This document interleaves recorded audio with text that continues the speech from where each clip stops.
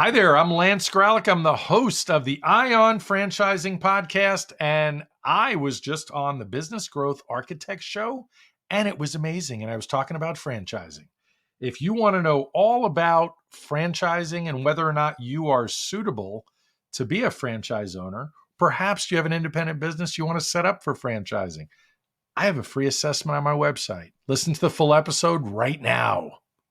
And hello, fabulous person. Beate Gillette here. I am the host of the Business Growth Architect Show, and I want to welcome you to today's episode where we discuss how to navigate strategy and spirituality to achieve time and financial freedom. Truly successful people have learned how to master both: a clear intention and a strategy to execute that in a spiritual practice that will help them to stay in alignment and on purpose. Please enjoy the show and listen to what our guest today has to say about this very topic. Welcome back. This is your host, Beate Gillette. Today, we are going to dive into the fast world of franchising, which is really something that people love and some people hate. And a lot of money is being made in franchising. A lot of bad things are being said about franchising. So why I thought about this topic, I brought on Lance Graulich, and I thought we're going to talk to the king in the franchising world. You'll tell us later about why they call you the Donut King, but right now we're just going to introduce you. Thank you so much for being here. Lance, tell us about yourself and franchise experience you have. My absolute pleasure to be here, and thank you so much for having me. So I got into franchising because I didn't want to be on Wall Street anymore in the family business in New York. And I get a call from another relative that says, I want to build $1 billion restaurant franchise company. I heard you're bored in New York. Come join me in Arizona. This is 1989. I had just gotten my economics degree, and it was going to completely be a waste going into the restaurant business. But nonetheless, I joined Uncle Steven with TGI Fridays in Arizona. We acquired 4 restaurants to start, a lot of new store development, a lot of other acquisitions in the next 5 years. Believe it or not, we got to $225 million a year in the early 90s in the restaurant business. And I got to see what systems really looked like and support from the franchisor in all aspects. And I said to myself, I think there's something to this franchising thing. This might be my new career choice. And that was the start. That's what kicked me off in this process. And then I eventually became an owner of Wingstops and Krispy Kreme donut shops in different states. And we could talk all about that. But franchising is literally just buying a license to use somebody else's name and somebody else's system. And there are a lot of franchises that suck. And there are a lot of amazing franchises that most people listening have no idea about. And my favorite thing today as a franchise broker is to show people the path. I mean, look, there's 3 major pillars to investing: real estate, Wall Street, and business ownership. And most people don't have an original idea that truly needs to be born in the way of business ownership. So franchising is using somebody else's system and blueprint to create something pretty amazing for yourself and your family. I love that. So let's dive into sort of the tough question right away, Lance. Why do I want a franchise? Why don't I just go out and set up a restaurant on my own? Why do I need to pay somebody licensing fees for? So what is the sweet sauce, the amazing thing, the secret behind franchise ownership? Yeah. Well, obviously this is America. And to answer the first part of your question, you get to do whatever you want. You want to create your own restaurant, pizza shop, cookie shop, by all means, go for it.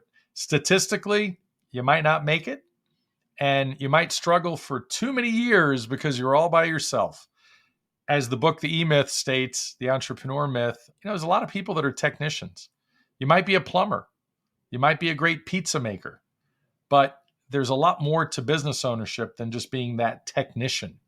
So franchising gives you sort of that well-rounded approach, if you will, because you have people supporting you in the things that you're not good at.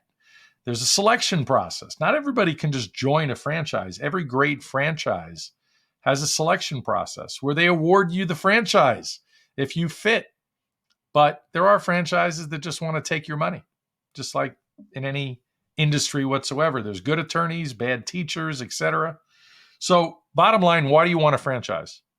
Shortcut the process, fast track your success. But you have to find the right franchise. And that's obviously why you work with someone like myself.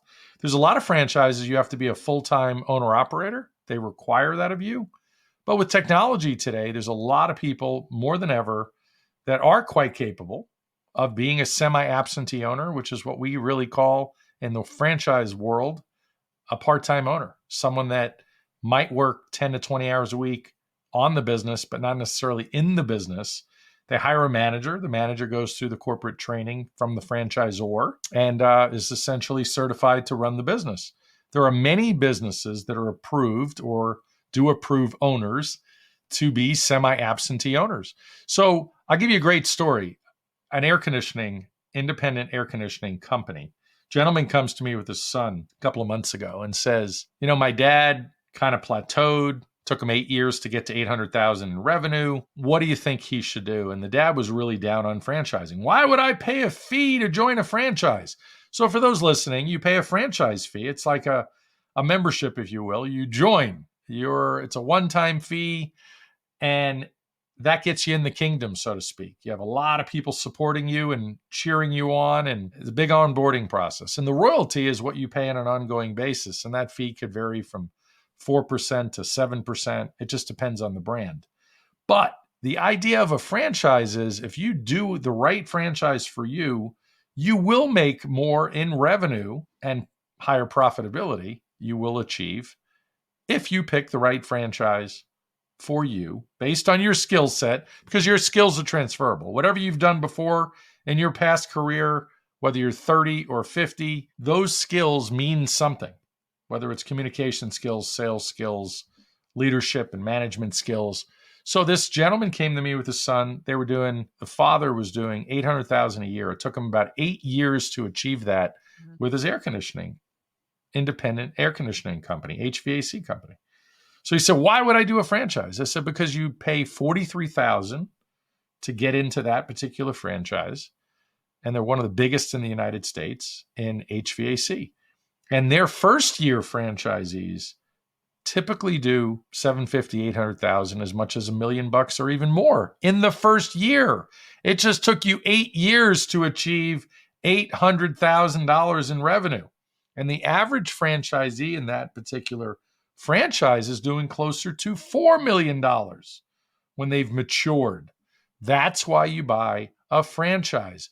You're buying into that success. Why does anybody pay Tony Robbins, $25,000 or $50,000 to join a mastermind? Because you get closer to that success. There are people in this air conditioning franchise that have exited for 20 million, 30 million. I think the highest exit was 100 million. Wouldn't it be nice to collaborate and learn how they have built their business? Well, you can do that as a franchisee. I really like that comparison that you just did, where you said most business owners stagnate or stall at a particular point. We call it here in growth architecture the sine wave. Now, sometimes you are better, sometimes you're worse. But then you pay internet marketers, the Tony Robbins, the coaches, the consultants, the $25,000, $10,000, $5,000 for all kinds of online programs that you never do. So you're saying that if I think about the money that I pay for my education as money that I invest in a franchise, as the investment into that education, because I'm buying the system, basically. I'm buying the knowledge, the system, the name, the right to use the name, all the processes and stuff, all this really time-consuming stuff. And I should be able, following the system, to be up and running in no time. Absolutely. It's going to shortcut your success and save you time and still give you a business with guardrails and keep you safe. My favorite example is in fitness. If somebody is very overweight and very unhealthy and they decide, I am going to get a personal trainer, I am going to get a nutritionist to learn how to eat better, those people that are experts in their field are going to help you towards your goal, and they're going to make you successful. Here's the reality. You don't need any of them. You can do it all on your own. But what is going to be the success when you do certain things all on your own? Big question mark. Depends on you. Not everybody is capable of doing everything autonomously, just working on their own. Yes, absolutely correct. So now my next question to you is, so let's say I'm listening to this. I've been trying my luck at a couple of different things. I want to be a business owner. How do I know what kind of franchises are out there? Where do I even start? What do I pick? Do I pick a particular industry? Are there better franchises in one industry versus another? Help me navigate this. That is one of the biggest challenges today, because while the internet is a wonderful place, there are thousands and thousands of franchises, just like there's thousands of stocks, publicly traded companies. There's no way to do the research on everything, and you're never going to Google your way into finding the perfect business for you. I personally represent over 900 businesses, 900 franchises in virtually every imaginable industry, from home healthcare, where you're working with seniors, whether it's home services from roofing to HVAC to handyman stuff or flooring contractors, anything and everything. All of the franchises I represent, actually, out of probably 95% of the franchises I represent, they don't care about your experience. They don't care what you've done before. Everybody knows everything about McDonald's, right? They might have even seen the movie called The Founder about Ray Kroc and McDonald's. He didn't care if anybody had experience. It was a system that if you had the right attitude and the right personality traits, he would bring you in. And of course, the money. And he'd make you successful jumping into that system. And that is still franchising today. But the way people listening are going to learn about the best franchises, you can go to my website. There's an assessment. It's called my franchise finding formula. But that assessment will take you, it's labeled free assessment. It'll take you 12 to 15 minutes. It's amazing because it helps you and I understand, based on your life experiences, your mindset, your skill sets, what brands might be best for you. And it gives me a lot of inside scoop on really who you are. And then I dive in with a lot of other questions. And really, it's about your what. What is your investment that you're capable of making? And to be honest, if you got $30,000 cash, I can get you an SBA loan, leverage that money, $150,000, $200,000 SBA loan. Most of my deals are $300,000 and less or less. If you're doing a big restaurant, could be quite a bit more. Wendy's is in my portfolio still, by the way. Wendy's hamburger. But your what? What is your investment? That was number one. Number two, what is your role? Will you be keeping your full-time job, or will you be exiting that and just jumping in with both feet? I had multiple calls today. Half the people are jumping in as full-time owners. The other half would love to be able to keep their job, soak up as much corporate salary as possible while they build their dream, so to speak. And then the third piece is, what are those skills? What have you done before? And what are those skills? What are those hard skills? What are those soft skills? And identify the things you really like. Some people tell me, Lance, I don't want a lot of employees. I don't want to work nights. Tell me what you're scared of. Some people don't want the technical businesses. They want what's deemed the easier businesses. I'd rather be in a painting business than, let's say, an air conditioning business. I can understand painting better. Everybody's painted a room in their lifetime, maybe not very well, but they feel comfortable with it. So I go through all of the industries. It could be waste management, the dumpster rental business. It could be sport clips, great clips. So many different industries out there, and most people don't know about all the industries. So I dive into everything about you.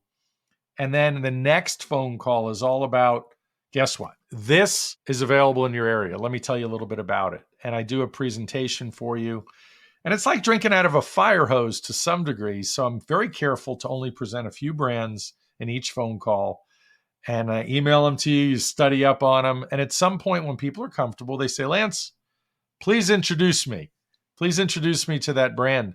And it's like dating, because imagine, like before I met my amazing wife, I dated. Wasn't so much fun all the time, but it's a process you have to learn by going out with somebody and having a cocktail and having a meal and understanding about them. Same thing in franchising. there's a process. Pardon me. There's a process. And I take people through the process. And at some point, they realize, I like this brand. I fit the culture. They fit me. The validation stage is crucial. That's where you have an opportunity to speak to existing franchisees about their experience. And you hear the good, the bad, and the ugly. Would you do it over again? Do you make money? How's the marketing? How does corporate treat you? So there's a lot of great inside track that you'll figure out pretty quickly as you investigate. We were going to talk a little bit more about what's the right franchise for you and mindset and all the good stuff when we will be back right after this quick message. Have you ever wondered what the actual amount of your true earning potential is in this market? To find out what your talent is worth, take our quiz at whatsyourtalentworth.com. You will find out your actual earning potential amount by using our proprietary profit formula. Enjoy the quiz, and again, the URL is whatsyourtalentworth.com.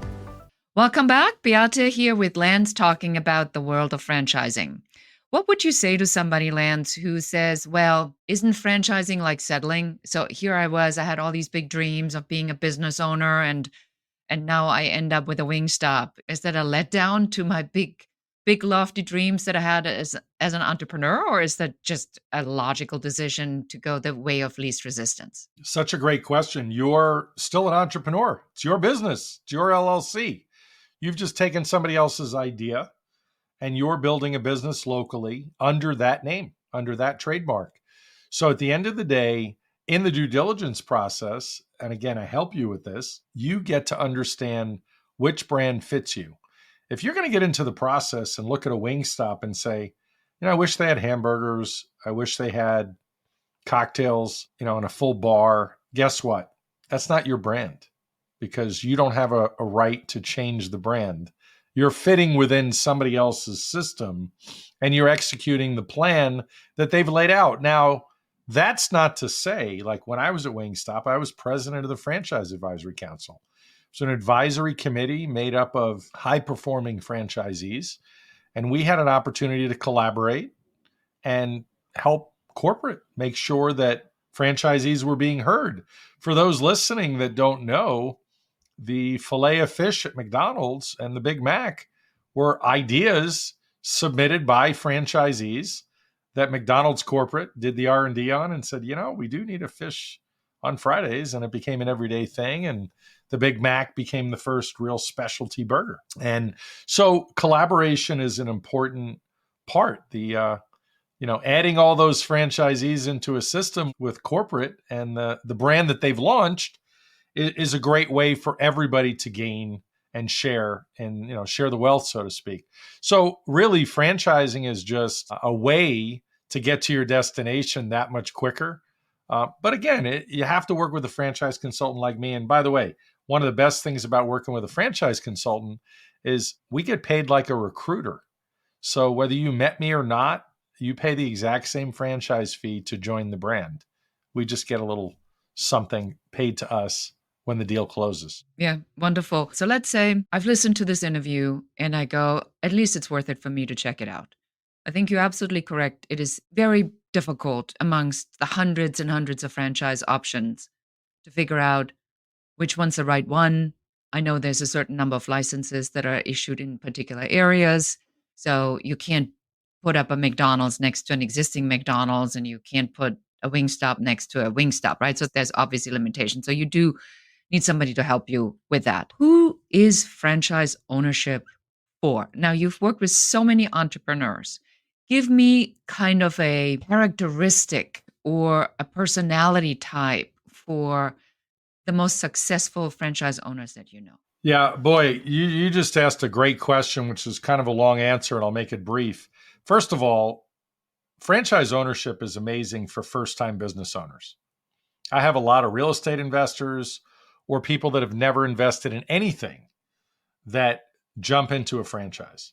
And a lot of those people, as they are successful in a franchise and they learn and they gain valuable business insights, leadership skills, and then a lot of those people end up going on to either doing more franchises, and it could be in a different industry, or they create their own brands because now they have the confidence and ability and, hey, I can do this myself. So I have a lot of first-time business owners, but I also have a lot of people that have a lot of business experience and are not in the mood they're done creating. They want something easier. They want to latch on to somebody else's idea and establish some cash flow and grow a business because they have the extra capital. I had a guy come to me recently that was a doctor, who had an insurance company. He's trying to get all his kids on the same page. And they ended up getting a bunch of automotive franchises and, sort of unite the family.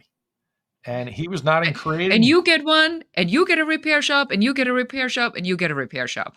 More or less, it was a team effort. And the idea is that none of them are going to be anchored to any particular building for any length of time, but they were all going to contribute in some way. And I thought it was a brilliant idea. And they're in multiple cities now, all over the place, in fact. And as they've gotten in, they've acquired even more. But the idea is that it can be for anybody. But again, it goes back to, if you have an original idea and you want to create that idea, franchising isn't for you. A lot of people think they're going to get put in a box. Well, again, if you're the idea guy or gal, by all means, create your own business. Do it on your own.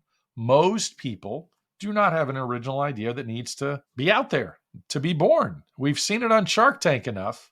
That's a hobby. That's not a business. The best franchises are pretty much recession friendly, a lot of them being even recession proof.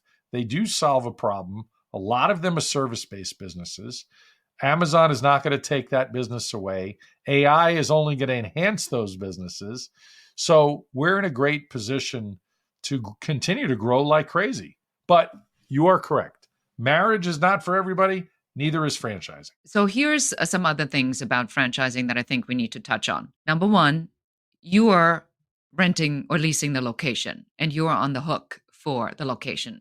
Not as a franchisee, that's your decision. You are responsible for your people. They're on your payroll. You need to lead them. You are building the culture, and you have to manage the day-to-day operations. You are buying into the system, but the operating of the system is yours. Let's get your perspective on this. What do I have to prepare myself for? Because it's not that I can just hand it to someone when I get a new franchise. I'm going to have to be involved to some extent, or I'm going to have to hire somebody who knows what he's doing or she's doing. Yeah. So a franchise is, while they have the roadmap for how to do everything, a checklist for every piece of the business. So for example, to your point, if you want to do a Great Clips hair salon, a friend of mine has 19 of them. He started with one. And he got an SBA loan. And when he was going to look for the real estate, there was a commercial real estate broker that was local, assigned to Great Clips, that would pull locations and say, hey, I got a great location over here and here and here. The franchisee has an opportunity to say which one he wants because that franchisee is signing the lease. But the franchisor has their hand in everything. There is nothing that is to be feared in the franchise process because the best franchisors are involved in every single step, from designing this hair salon to helping you with the lease to equipping it and the contractor selection, getting multiple bids, preferably a contractor that's done other Great Clips locations. Every single thing is thought of. How many staff you need to hire? How do you train the staff? And to your earlier point, this is a business in the box. Some people argue that point, but at the end of the day, this is a business in a box. Where some people do get in trouble in franchising is they pick the wrong franchise for themselves. I picked the wrong first wife. That was on me. I made a mistake. It didn't work. There are things that don't work. We do make mistakes. And again, that's what people like myself help. As a franchise broker, we guide you in this process to make sure you pick the right franchise. There are people that are just not right for certain franchises, especially if you're going to be a semi-absentee owner. Interestingly, Great Clips does not allow you to be a semi-absentee owner. Even though you don't necessarily know you don't have to know how to cut hair. My friend did not know how to cut hair, but he owned a Great Clips. In fact, he was bald. True story. Still is. Okay, I like that. So he non-absentee means that you can't be silent, that you have to spend a certain amount of time at the location and manage the day-to-day operation. Yeah. Yeah. So it's either full-time owner operator participating in the business or someone that's essentially a part-time owner that is keeping their day job and has a certified manager that went through the corporate training. But the franchisor is involved in every bit of the process. And the reality is there are some people based on their past skills, they're not going to work as hard. Maybe they had too much of a white collar job and maybe they're used to pushing papers or doing financial analysis. And maybe they're not so much a worker bee. I'm fortunate I was in that working family that when I got to the ranks of owning franchises, I was a top franchisee. I didn't know I was going to be a top 1% franchisee, but maybe it's because I worked harder than other people. I can't tell you that. That's what I think at least. But A gentleman from the SBA, when I got my SBA loan, he said to me, I put in what you put in. And I think that really stands for just about everything in business ownership. And from what I'm hearing from you in franchising as well, you get out what you put in. And I do like the idea that I can go and say, I have a very clear image of what I want and how much involvement I want to have. And then I pick a franchise that is specific to that, as you said, part time or full time ownership. Now, I want to completely switch gears. So, on the Business Growth Architect Show, we believe that success is the intersection of spirituality and strategy. So, we talked about a lot about strategy. What do you do, Lance, that gets you in the flow, or to connect with the source, or to be in that spiritual flow? Because I have learned one thing in my life: everybody who's successful has some sort of spiritual practice. Why don't you share with us what's yours? yeah, with me, I start every day in the gym. I have to, I start thinking hard with that cup of coffee in my hand on the way to the gym, keep reflecting on the, day before very briefly and thinking towards my day and how I visualize my day going. And I'm a very positive person. And then it's all about, getting that blood pumping, cardio, hitting the weights. So from a spiritual perspective, I'm a big believer in fate. I'm at this point in my life where I just want to help people. I felt like there was not a lot of people around to help me when I was starting. I made my mistakes. I enjoyed making my mistakes because I knew that was the only time I was going to see those mistakes. I'd never do them again. And they were essentially the building blocks of my success. So on a regular basis, I think people are quite surprised how much time I'm willing to spend with people. A lot of time people say to me things like, I can't believe you're spending so much time with me. What if I don't even buy a business and you don't make any money off of me? So that's okay, because all of my business today is done through referrals. Of course, I'm on podcasts and people hear me there, but a large majority of my business is handed to me through friends or family. I got, I think, 7 referrals yesterday in one day from 4 different people. And it was, I think, a record for one day. So what I'm taking away from this conversation, Lance, is that, on the spiritual side, that you use gratitude, paying it forward or playing it forward. Like one of my guests has said, because he doesn't like the word pay it forward. He feels that Play it that forward. has, I like it. yeah, he says play it forward because he has an expectation of nothing in return, which is a spiritual principle. When you give freely, then the universe is being put into motion in the law of reciprocity to give freely back to you, which seems to be, judging by the number of referrals you get, certainly working in your case. And really the clarity around understanding what kind of business owner am I, and finding an opportunity that really suits me. And there seems to be just enough out there for me to find the thing that just fits right for me. So for somebody who's now listened to the interview that wants to know more about you, we already said, take the quiz. Is there anything else where you would like to send them? And just please do repeat that URL one more time. Well, first of all, my podcast, Ion Franchising, EYE on Franchising, top ranked podcast, certainly the top in franchising. I'd love you to listen. My YouTube channel is the same name, Ion Franchising. But if you DM me, being that I'm on your show, you can DM me architect.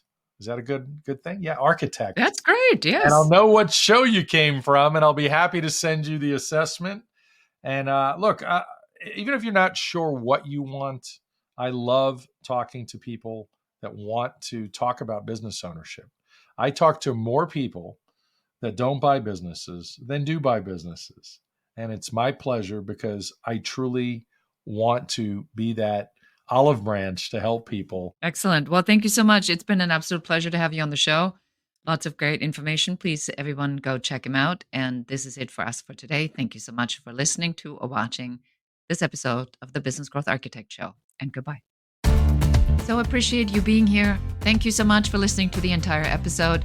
Please subscribe to the podcast, give us a 5-star review, a comment, and share this episode with one more person so that you can help us help more people. Thank you again. Until next time. Goodbye.